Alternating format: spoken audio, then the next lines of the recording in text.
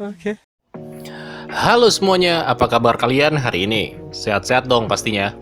Tapi buat kalian yang sakit atau mungkin gak enak badan, kayak lemah, letih, lesu, pas banget nih kalau kalian ngeklik video ini karena dijamin kalian bakalan melintir. So, kali ini gue bakalan menceritakan sebuah film yang berjudul The Great Wall. The Great Wall adalah sebuah film action adventure dengan tambahan science fiction di dalamnya dan disutradarai oleh Zhang Yimou. Film ini menceritakan dua orang tentara bayaran yang selamat dari sebuah serangan monster kuno, yang pada akhirnya mereka terdampar dan ditahan di suatu tempat, di mana di sana mereka menemukan cara untuk mengalahkan para monster kuno yang menyerbu tembok besar Cina. Tapi sebelum gua tancap gas, kayak biasa, kita intro dulu.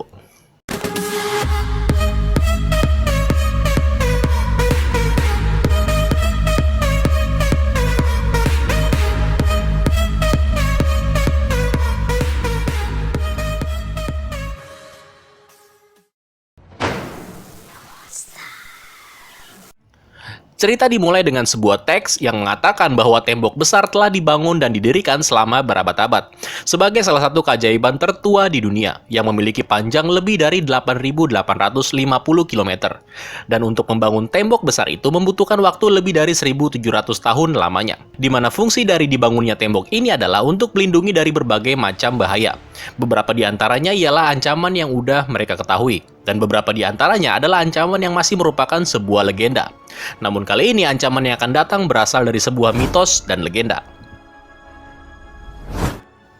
Scene kemudian berpindah ke sebuah gurun pasir, di mana di sana tampak sekelompok orang terlihat sedang berusaha dibegal oleh beberapa orang. Orang-orang yang dikejar tadi akhirnya berhasil meloloskan diri dari para pembegal itu. Di malam harinya, ya ilah, motor. Di malam harinya mereka pun memutuskan untuk beristirahat. Mereka ini adalah sekelompok tentara bayaran yang berasal dari Eropa, di mana mereka ini melakukan perjalanan sampai ke wilayah Tiongkok untuk mencari black powder atau bubuk mesiu. Jadi black powder ini adalah senjata mematikan yang paling dicari oleh orang-orang di seluruh dunia, dan konon katanya black powder ini hanyalah sebuah mitos. Dua orang di antara mereka bernama William dan Tovar. Nah, mereka ini jagoannya cuy, jadi sisanya nggak gua sebut, ya karena sebentar lagi mereka bakalan mati soalnya. Ketika mereka sedang beristirahat di sebuah goa, tiba-tiba mereka diserang oleh seekor monster. Akibat dari serangan itu hanya menyisakan si William dan Tovar yang masih hidup. Di situ pun mereka berdua berhasil memotong lengan dari monster itu, dan langsung mengusir dan sepertinya membunuh makhluk itu. Mereka berdua lalu memutuskan untuk membawa potongan tangan itu bersama dengan mereka. Keesokan harinya mereka kemudian melanjutkan perjalanan. Di tengah jalan lagi-lagi mereka dikejar sama para begal yang di awal-awal film tadi. Mereka berdua kemudian langsung kabur dan akhirnya sampai di sebuah tembok besar. Langkah mereka pun akhirnya terhenti setelah mengetahui kalau ternyata banyak sekali pasukan penjaga di tembok itu yang udah menunggu mereka di sana. Mereka berdua pun kemudian memilih untuk menyerahkan diri kepada pasukan di tembok besar itu daripada harus dibegal sama bajingan-bajingan tadi. Mereka lalu ditawan oleh para tentara tersebut. By the way, para tentara ini bernama The Nameless Order atau Ordo Tanpa Nama. Mereka lalu dibawa ke dalam sebuah ruangan, di mana di sana udah berkumpul banyak sekali prajurit termasuk pimpinan dan juga para komandan Ordo Tanpa Nama di dalam ruangan itu. Gua kenalin dulu satu-satu ya. Yang paling kiri yang memakai jubah warna ungu bernama Komandan Deng. Terus di sebelahnya yang berwarna kuning bernama Komandan Chen. Yang paling kanan si kakak lucu ini yang berjubah biru bernama Komandan Lin. Nah, di sebelahnya si Komandan Lin ini, yang berwarna merah adalah Komandan Wu. Terus yang paling tengah dengan jubah hitam adalah sang jenderal mereka, yaitu Jenderal Xiao. Nah, terus ada satu orang lagi di sana yang merupakan ahli strategi mereka, yang bernama Wang. Setelah menangkap dan menggeledah si William dan si Tovar, mereka menemukan potongan tangan makhluk yang udah mereka potong sebelumnya. Di situ si Komandan Lin bertanya kepada William dan juga Tovar, di mana potongan tangan itu ditemukan.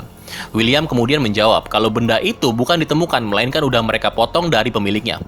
William juga mengatakan kalau mereka ini hanya seorang pedagang yang kebetulan diserang. Mendengar jawaban si William, para komandan ini nggak ada yang percaya cuy. Dan para komandan itu mendesak sang jenderal untuk segera mengeksekusi mereka, karena mereka khawatir rahasia mereka nantinya akan terbongkar. Tapi di situ si Wang membela mereka, kalau apa yang dikatakan oleh si William dan Tovar itu memang benar adanya. Ketika mereka lagi pada bingung nih buat mutusin nih orang dua dimatiin atau dibiarin hidup, tiba-tiba seorang prajurit berteriak kalau mereka sedang dalam bahaya dan terlihat akan diserang. William dan Tovar pun bergegas dibawa ke dalam penjara. Di situ mereka diberitahu oleh Wang kalau mereka lagi mau diserang oleh Taute, makhluk yang sama yang udah dibunuh sama William dan Tovar sebelumnya. Jadi ini makhluk-makhluk ini namanya Taute cuy. Siwang juga mengatakan mereka nggak menyangka kalau serangan ini terjadi sekarang, karena sebelumnya dia memprediksi serangan ini seharusnya terjadi 9 hari lagi. Nah, pas si William dan Tofar mau dijeblosin di dalam penjara, seorang prajurit yang bernama Peng Yong nggak bisa membuka itu pintu penjara karena kuncinya hilang cuy. Alhasil, Siwang kemudian memerintahkan prajurit itu untuk membawa William dan Tofar ke atas tembok dan diikat di sana. Ketika para prajurit Ordo Tanpa Nama sedang bersiap menghadapi serangan besar dari Taute, William dan Tofar kemudian sedikit mengetahui fungsi masing-masing dari warna yang dipakai oleh masing-masing kelompok prajurit Ordo Tanpa Nama itu. Kalau yang hitam itu prajurit darat, nah yang merah itu prajurit untuk pasukan pemanah. Kalau yang biru itu pasukan berani mati yang isinya perempuan semua. Nah terus, kalau pasukan ungu sama kuning apa fungsinya cuy? Gua ada tadi nggak nemu fungsinya apa nih mereka nih. Pasukan seksi sibuk kali ya. Pura-pura sibuk biar dikira kerja mungkin kali. Pertempuran besar pun akhirnya dimulai. Taute langsung menuju dan menyerang tembok besar itu. Pasukan Ordo Tanpa Nama pun nggak mau kalah cuy. Pasukan merah dengan dipimpin komandannya macam Robin Hood berhasil menjatuhkan banyak dari makhluk-makhluk itu.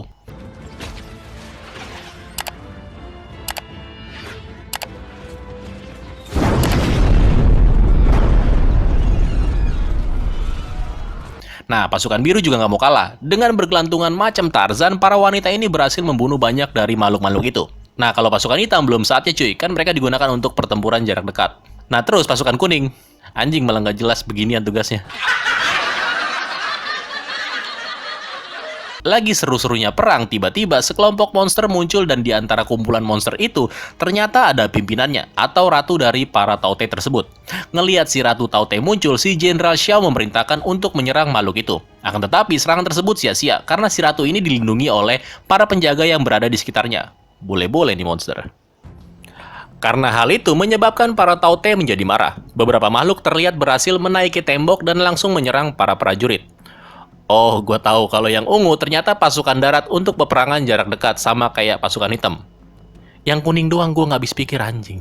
Nah, saat William dan Tofar sedang panik, mereka melihat seseorang yang bernama Bellert dan meminta kepada si Bellert ini untuk segera melepaskan ikatan mereka. Setelah terbebas, mereka berdua memutuskan untuk mengalahkan monster-monster itu. Satu monster berhasil mereka bunuh ketika hendak memangsa si Peng Yong.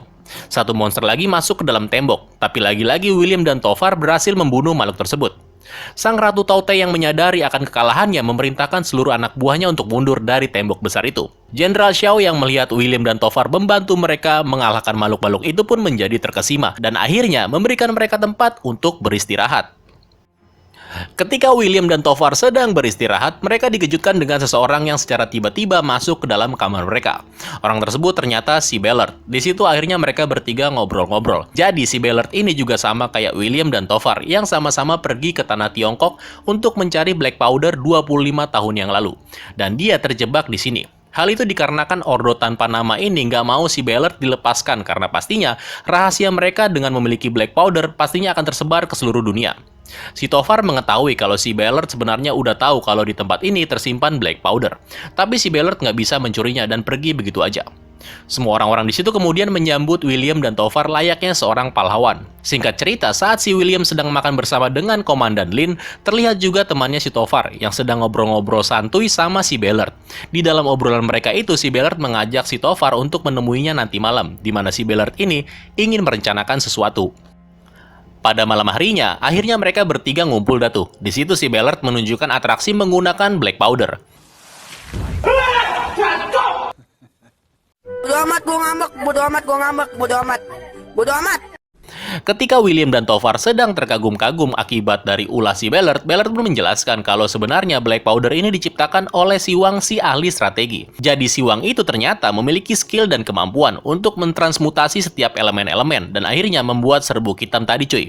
Bellert kemudian berencana untuk mencuri black powder yang tersimpan di dalam gudang senjata dengan memanfaatkan kesibukan para penjaga ketika para Taute yang nantinya akan datang lagi untuk menyerang tembok besar. Mereka bertiga kemudian dipanggil oleh Siwang. Di situ Wang bertanya kepada William tentang sebuah batu yang menurutnya kalau batu itulah yang menyebabkan si Taute bisa dikalahkan dengan mudah. Karena di dalam batu itu tersimpan sumber tenaga yang sangat kuat, alias mempunyai medan magnet yang sangat kuat. Jadi, pas si William dan Tovar mengalahkan monster Taute, secara nggak sengaja si William menyimpan sebuah batu di dalam kantong tasnya. Karena hal itu, si Wang percaya kalau batu itu bisa membantu mereka dalam mengalahkan Taute. Setelah itu, Wang kemudian menceritakan tentang asal-usul dari Taute. Jadi 20 abad yang lalu, ada seorang kaisar yang serakah di negeri itu, yang membuat seluruh Cina menderita. Lalu kemudian langit mengirimkan sebuah meteor yang jatuh tepat di Gunung Gowu, yang mengubah keadaan di sekitarnya menjadi berwarna hijau, dan melepaskan makhluk buas yang bernama Taute itu. Nah, sejak saat itu, Taute ini akan bangkit setiap 60 tahun sekali, untuk menghukum daratan di bagian Cina Utara, di mana tujuan dari para Taute itu datang ke bumi adalah untuk mengingatkan apa yang akan terjadi saat keserakahan merajalela. Para Taute ini akan memakan apa saja, baik yang hidup ataupun yang udah mati sekalipun, dan membawa makanan ke sang ratu mereka. Nah, karena hal itu, si Ratu Taute ini sangat bergantung pada pasukannya. Si Ratu ini bisa berkembang biak hanya dengan tiap makanan yang diberikan oleh pasukannya. Wang kemudian juga mengatakan kalau pusat ibu kota dengan 2 juta penduduknya hanya berjarak 800 li, atau sekitar 400 km. Dan jika para Taute berhasil memangsa seluruh penduduk di kota ini, maka dunia ini tidak akan aman. Sementara itu di tembok besar, sebuah tanda bahaya dibunyikan ketika para pasukan penjaga di sekitar menara bagian barat mendadak menghilang. Jenderal Xiao dan Komandan Lin beserta beberapa pasukannya pun langsung memeriksa tempat itu, dan ternyata mereka menemukan beberapa potongan tubuh bergeletakan di situ.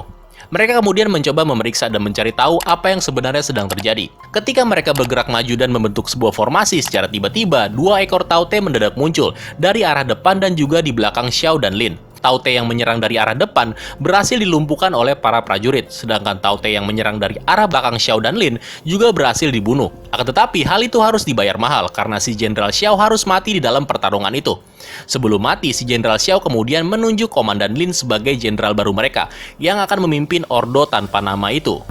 Kemudian, setelah kematian dari Jenderal Xiao, seorang utusan dari istana datang ke tembok besar, di mana dia membawa catatan penting untuk membantu peperangan yang akan terjadi nantinya. Di situ, si Wang kemudian memberitahu kepada orang-orang yang berada di situ, kalau penyebab sebenarnya si William dan Tovar bisa mengalahkan para Taute dengan mudah adalah karena efek dari sebuah batu magnet. Karena si Wang ini sangat yakin, medan magnet dapat membuat Taute menjadi tuli. Karena tanpa instruksi dari ratunya, para anak buahnya akan dapat dikalahkan dengan mudah. Karena si Jenderal Lin belum percaya mengenai hal itu, si William pun mencoba untuk membuktikannya dengan menangkap seekor Taute, dan si William mempunyai sebuah ide yang brilian untuk menangkap makhluk itu. Si Tovar yang mendengar hal itu kemudian menjadi marah kepada William, karena menurutnya hal itu akan merusak rencana mereka untuk kabur. Ya intinya sih si Tovar ini cuma nggak mau kalau dia kabur tanpa si William. Ya biasa, sohib kental gitu cuy. Keesokan harinya, para pasukan Ordo tanpa nama langsung menjalankan rencana untuk menangkap seekor Taute dengan menggunakan cairan bius yang dioleskan ke senjata mereka. Di tengah kepulan kabut, para Taute secara mendadak langsung menyerang dengan cara mengendap-endap. Pertempuran yang kedua kalinya pun dimulai. Di tempat lain, Tovar dan Bellert yang lagi mau merencanakan kabur dan mencuri Black Powder terlihat sedang berdebat karena si Tovar nggak mau pergi tanpa sahabatnya si William. Si Tovar pun kemudian memutuskan untuk menjemput sahabatnya itu. Kembali lagi ke pertempuran. Tunggu, di pertempuran kedua ini, gua juga sama sekali nggak ngelihat pasukan kuning cuy. Kan nggak jelas lagi kan ini grup kuning, astaga. Para pasukan mencoba menembak tombak-tombak mereka yang udah diolesin sama obat bius. Beberapa Taute pun akhirnya terkena jebakan itu, tapi akhirnya terlepas dan hanya menyisakan 1 ekor Taute yang masih terikat oleh rantai. Karena melihat kalau rantai yang mengikat Taute tersebut akan putus, William pun memutuskan untuk terjun ke bawah dengan maksud membawa makhluk itu. Sesampainya di bawah, William berhasil mengikatkan rantai ke Taute tersebut yang terlihat udah pingsan. Tapi di saat yang bersamaan, segerombolan Taute menyerangnya. Dan tiba-tiba si Tovar temannya juga muncul di situ untuk membantunya. Mereka berdua berhasil mengalahkan beberapa Taute sekaligus. Tapi ternyata belum habis cuy. Para Taute yang semakin mengamuk kemudian muncul dan mencoba menyerang mereka. Merasa tersudut, William lalu mengirimkan sebuah kode untuk meminta bantuan dengan menggunakan anak panahnya. Dan di situ si Jenderal Lin langsung memerintahkan pasukannya untuk menggunakan Black Powder untuk menyelamatkan William dan Tovar dari amukan para Taute. Singkat cerita, William dan Tovar pun berhasil diselamatkan, dan di situ si William melihat betapa berbahayanya itu Black Powder. Nah, setelah tertangkapnya 1 ekor Taute tadi, para pasukan Ordo tanpa nama beserta komandan dan juga Jenderal Lin mencoba melakukan percobaan dengan menggunakan sebuah batu bermagnet, yang katanya kalau dideketin itu batu, si makhluk Taute ini bakalan pingsan. Dan ternyata bener cuy, itu Taute langsung lemes gak berdaya. Nah terus dengan tololnya, si utusan dari istana yang melihat kejadian itu memutuskan untuk membawa makhluk itu ke istana. Karena menurut si curut ini, hal itu merupakan perintah langsung dari kekaisaran. Makhluk itu pun kemudian langsung dibawa menuju pusat istana.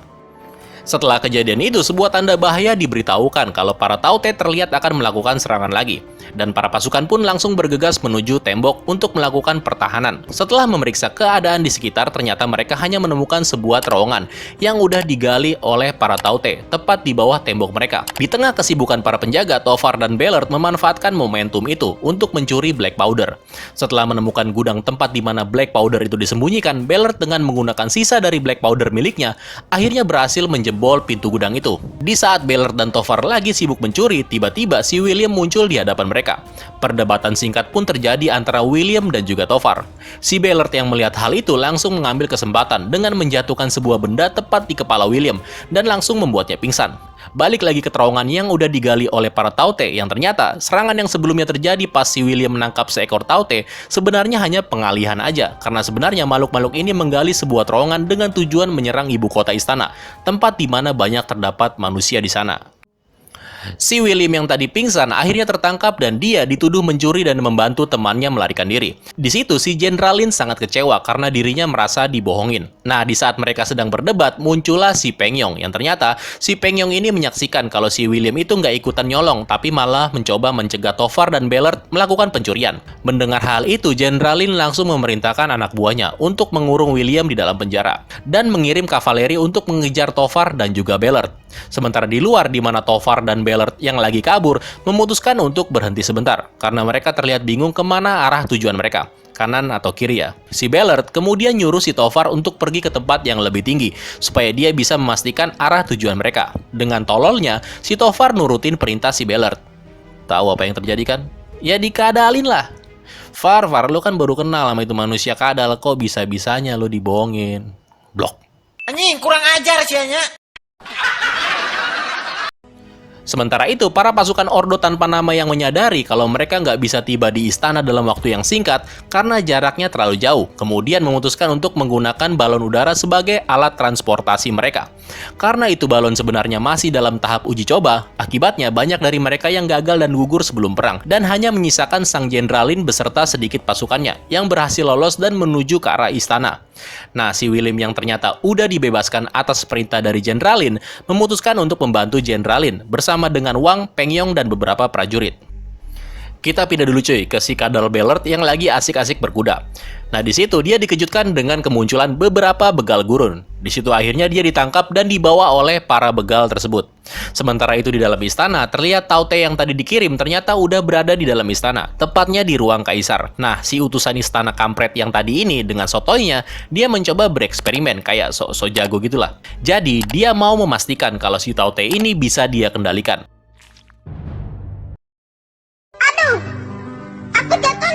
Karena akibat ketololan dari si kampret tadi, makhluk itu akhirnya langsung mengirimkan sinyal telepati kepada sang ratu. Dan hasilnya, si ratu langsung memerintahkan anak buahnya untuk belok kanan. Anjay, banting setir gitu.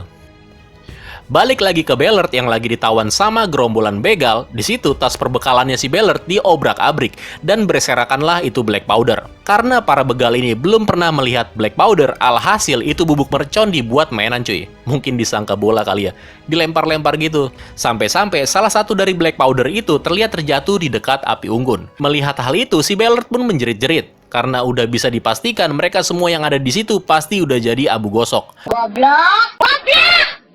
Smoke weed every day. Si Tovar yang mendengar sebuah ledakan besar kemudian memutuskan untuk berlari ke arah sumber ledakan tadi. Jenderal Lin pun akhirnya tiba di ibu kota, di mana di sana dia menyaksikan kota-kota itu sudah terbakar habis. Dia juga melihat banyak sekali Taute di bawahnya, dan beberapa dari mereka mencoba menyerang balon udara milik Jenderal Lin dan pasukannya, yang mengakibatkan semua pasukannya mati dan hanya menyisakan si Jenderal Lin. Ketika Lin terkepung oleh para Taute, tiba-tiba muncullah William dan yang lainnya, yang langsung menyelamatkan Jenderal Lin dari sergapan para Taute. Setelah berhasil menyelamatkan Lin, mereka pun akhirnya berhasil mendarat di pusat kota. Dari situ mereka langsung menuju ke istana tempat kaisar berada. Pas lagi menemui kaisar, ternyata itu raja lagi ngumpet cuy. Raja apaan coba ngumpet? Goblok banget dah. Di situ si Wang mengatakan kepada si kaisar lemah ini kalau mereka membutuhkan Tao Te yang tadi udah ditangkap sebelumnya untuk memanfaatkannya dengan maksud membunuh sang Ratu Tao Te. Kalau Ratu Tao Te mati, maka otomatis para Tao Te yang lainnya tidak akan bisa berbuat apa-apa. Wang, William, dan Lin beserta yang lainnya lalu menyusun sebuah rencana, yaitu dengan menggunakan jalur bawah tanah, dengan memanfaatkan si Tao Te yang ditangkap sebelumnya, dengan cara memasang bahan peledak di seluruh badan dan juga diberi pasokan makanan, supaya ketika Tao Te ini tersadar nantinya akan membawa makanan yang udah dipersiapkan ini kepada si Ratu Tao Te. Nah dari situ, pas si Ratu menerima makanan dari Tao Te ini, si William akan meledakkan Tao Te ini dengan menggunakan anak panahnya. Mereka pun akhirnya menjalankan rencananya, yang menyusuri gorong-gorong yang pada akhirnya mereka pun sampai di ujung jalan dan berada tepat di dalam sebuah pagoda. Tapi mereka hampir aja gagal sebelumnya, karena si Peng Yong yang udah terluka ngorbanin diri dengan meledakkan dirinya, supaya para Tao Te berhenti mengejar William, Jenderal Lin, dan juga Wang. Setelah itu, Wang kemudian mencoba menjauhkan batu magnet yang secara langsung menyadarkan makhluk itu. Dan ternyata sesuai dengan rencana mereka di mana Tao Te ini langsung mengambil potongan daging yang sengaja disiapkan dan langsung dibawa ke tempat di mana sang Ratu Tao Te berada. William dan Lin pun bergegas menuju ke bagian atas pagoda itu dengan maksud untuk meledakkan sang Ratu Tao Te menggunakan bahan peledak yang udah dibawa sama makhluk pengumpan tadi. Sementara si Wang mencoba menahan para Tao Te yang mencoba menerobos ke dalam pagoda itu. Sesampainya di atas pagoda, William mencoba memanah Tao Te tadi. Percobaan pertama nggak kena. Mereka pun memutuskan untuk naik lebih tinggi lagi supaya William bisa mendapatkan penglihatan yang jelas. Para Tao Te yang terlihat mengamuk langsung menerobos pagoda yang langsung membunuh si Wang dalam prosesnya. Sebelum Wang mati, dia masih sempat melemparkan batu magnet yang tadinya dia pegang kepada si Jenderal Lin. Nah sekarang percobaan yang kedua. Ya elah, gagal lagi. Biasanya kalau di film-film percobaan yang ketiga kalinya pasti berhasil cuy. Coba kita lihat ya. Sang ratu yang udah mengetahui keberadaan William dan Lin langsung memerintahkan anak buahnya untuk menyerang pagoda itu dengan kekuatan penuh. Karena stok black powder yang cuma tinggal satu, jadi kesempatan mereka untuk membunuh sang Ratu Tao Te cuma sekali lagi cuy. Kalau sampai gagal, selesai udah ini dunia. Nah, di sini si Jenderal Lin mencoba mengambil inisiatif untuk mencoba kesempatan terakhir ini. Dibantu oleh William yang melemparkan batu magnet ke arah formasi dari para Ratu Tao Te yang menyebabkan ada sedikit celah yang pada akhirnya tombak yang dilemparkan oleh si Lin berhasil mengenai targetnya. Akibat dari ledakan itu pada akhirnya membunuh sang Ratu Tao Te sekaligus membuat Tao Te yang lainnya menjadi pingsan gak berdaya. Setelah semuanya berakhir, tampak William terlihat sedang mengunjungi seseorang di dalam penjara. Dan ternyata, yang dikurung di dalam penjara itu adalah temannya si Tofar. Jadi, si Tofar ini menyerahkan diri cuy, setelah sebelumnya berhasil membawa kembali black powder yang udah dia curi sebelumnya. Nah, sebelumnya si William ini diberi pilihan sama sang kaisar, yaitu 1. Dia bebas membawa black powder sebanyak yang dia mau. Yang kedua, pilihan yang satu lagi adalah membebaskan si Tofar ini. Dan ternyata, si William memutuskan untuk membebaskan si Tofar. Ya, mungkin karena persahabatan mereka lebih penting daripada hal apapun kali ya. Film kemudian ditutup dengan William dan Tofar meninggalkan tembok besar dengan dikawal satu kavaleri pasukan. Sesaat sebelum menjauh, si William menoleh sebentar ke arah Jenderal Lin. Anjay, kayak di sinetron-sinetron cuy. Dan ceritanya pun tamat sampai di sini.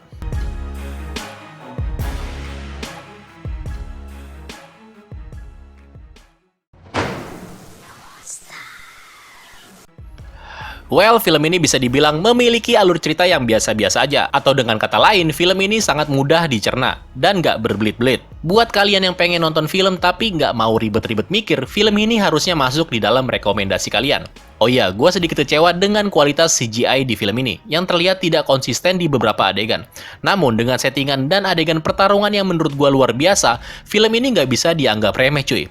Film ini juga menghadirkan landscape yang bisa dibilang keren, kayak pemandangan, hutan, pegunungan, dan padang gurun, hingga pemukiman dinasti kerajaan, yang menjadi set lokasi yang menjadikan film ini nggak membosankan. Bahkan hingga pertarungan terakhir pun, lokasi pertarungan selalu berpindah-pindah. Dan yang terakhir, kalau gue boleh kasih nilai, film ini gue kasih nilai 6 dari 10. So, terima kasih buat kalian yang udah nonton video ini sampai habis. Semoga menghibur kalian ya. Gue admin satu pamit, tetap sehat, tetap tersenyum, dan sampai jumpa di video selanjutnya. Bye-bye.